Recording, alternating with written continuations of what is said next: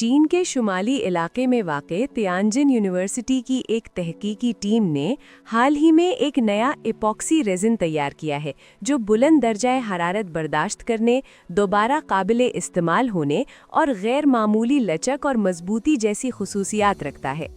ایپاکسی reasons کا engineering, خلائی صنعت اور الیکٹرانکس میں بڑے پیمانے پر استعمال کیا جاتا ہے، تاہم ایک بار سخت ہو جانے کے بعد اسے دوبارہ ڈھالنا یا استعمال کے قابل بنانا انتہائی مشکل ہوتا ہے۔ یہ مواد ایسے ہے جیسے جادوئی سٹیکر سے بنا کوئی قلعہ ہو۔ عام حالات میں یہ بالکل مضبوط رہتا ہے، لیکن خاص حرارت ملنے پر یہ کھل کر ٹوٹ جاتا اور دوبارہ مکمل طور پر ایک نئی شکل اختیار کر لیتا۔ پروفیسر وانگ ہوائی یوان نے کہا کہ اس ریزن کو کئی بار دوبارہ تیار کیا جا سکتا ہے اور اس کا جسمانی طور پر بار بار ری سائیکل کیا جانا بھی ممکن ہے۔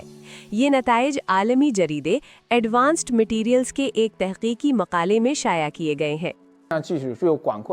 یہ ٹیکنالوجی وسیع اطلاقی صلاحیت رکھتی ہے اور مختلف اجزاء سے بنے ہوئے مواد کے دوبارہ استعمال اور کارکردگی دونوں کو بہتر بنا سکتی ہے۔